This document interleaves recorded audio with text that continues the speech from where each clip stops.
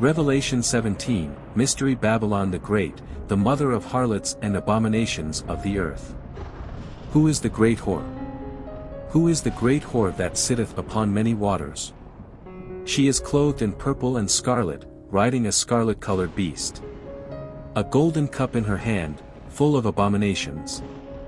And on her forehead, these chilling words, Mystery, Babylon the Great, the mother of harlots and abominations of the earth. Revelation 17 verse 5. Is this just a symbol, or does it have a deeper, darker reality? What does she represent, and why does she wield so much power? Stay with me as we uncover the shocking truth behind the great whore. The angel's revelation, the great whore, Revelation 17 verses 1 to 2. John is approached by one of the 7 angels who had the 7 vials and is told, Come hither, I will shew unto thee the judgment of the great whore that sitteth upon many waters. Revelation 17 verse 1. This woman, the great whore, is not a literal person but represents a great religious and political system, that has committed spiritual fornication with the kings of the earth. She influences the nations, deceiving them into idolatry and corruption. Spiritual fornication means, an apostate religious system that has been unfaithful to God. The kings of the earth have committed fornication with her, meaning world leaders and nations have been spiritually compromised through her influence. The many waters she sits upon. Revelation 17 verse 15 explains that these represent peoples, and multitudes, and nations, and tongues. This tells us that her influence is global, she controls and manipulates the world systems. Titles or names of the Great Whore. The Great Whore, a symbolic woman who is referred by several titles. The Great Whore, or prostitute. The woman clothed in purple and scarlet, adorned with gold, precious stones, and pearls. Mystery. Babylon the Great. The mother of harlots and abominations of the earth. The woman riding the scarlet-colored beast, a sinister alliance, Revelation 17 verses 3 to 4.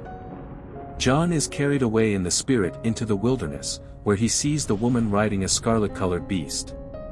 This beast is full of names of blasphemy and has 7 heads and 10 horns. Revelation 17 verse 3. The scarlet-colored beast represents a powerful, blasphemous world government that works with a corrupt religious system but eventually turns against it. The Antichrist and his allies will lead this system.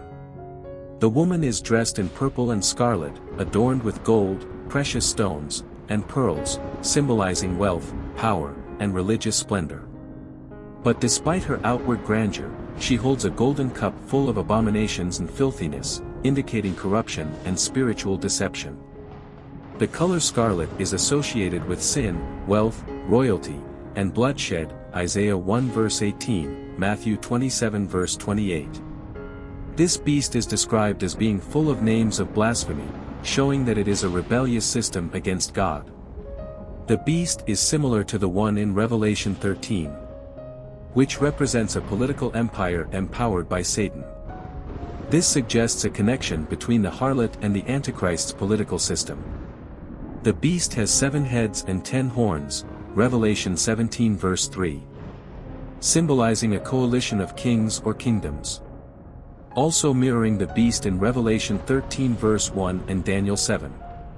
The name on her forehead, Mystery Babylon, Revelation 17 verses 5 to 6. Her name reveals her true identity, Mystery, Babylon the Great, the mother of harlots and abominations of the earth. Revelation 17 verse 5.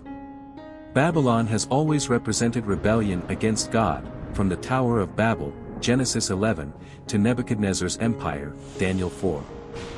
This woman is not ancient Babylon itself, but she carries its spiritual essence, corrupting the nations and leading them into false worship.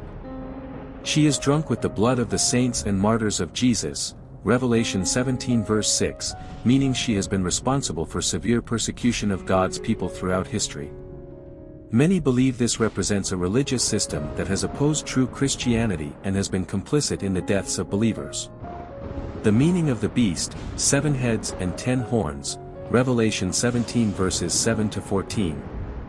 The angel then explains the mystery of the beast. The 7 heads represent 7 mountains and 7 kings, Revelation 17 verses 9 to 10. Many link this to Rome, the city on 7 hills, but it also represents kingdoms that have ruled the earth. The 10 horns are 10 kings who will receive power for a short time and align themselves with the beast in the last days, Revelation 17 verses 12 to 13. These kings will make war against the Lamb, but Jesus Christ, the King of Kings, will overcome them. Revelation 17 verse 14. The Lamb is Jesus Christ, John 1 verse 29 and John 1 verse 36, refer to Jesus as the Lamb of God. Isaiah 53 verse 7 also describes Jesus as being led to slaughter like a lamb. The woman and the beast's downfall, Revelation 17 verses 15 to 18. Ironically, the very beast she rides will turn against her. Revelation 17 verses 16 to 17 tells us that the 10 kings will hate the whore, and shall make her desolate and naked, and shall eat her flesh, and burn her with fire. This shows that the political powers she once controlled will ultimately destroy her. Why? Because God has put it in their hearts to fulfill his judgment, Revelation 17 verse 17. The final verse tells us clearly, "The woman which thou sawest is that great city, which reigneth over the kings of the earth." Revelation 17 verse 18. Many believe this great city refers to Rome, the Vatican, or a future global system centered on false religion and political power. Either way, her judgment is certain. A prophetic warning, the call to come out of her. Revelation 18 verse 4 gives a powerful warning, "Come out of her, my people, that ye be not partakers of her sins, and that ye receive not of her plagues." This is not just history or prophecy, it's a call for believers today. The spirit of Babylon is alive, drawing people into compromise, false worship, and worldliness. But Jesus calls his people to separate from her and remain faithful. Conclusion: the final victory belongs to Christ. While the great whore seems powerful now, her end is certain. Babylon's system of corruption will fall, but God's kingdom will stand forever. This is why we must remain vigilant, not deceived by false religious and political alliances. Jesus Christ alone is our King, and his kingdom is the only one that will endure forever. Until next time, be blessed and let us follow Christ, and be not entangled in the ways of Babylon the Great.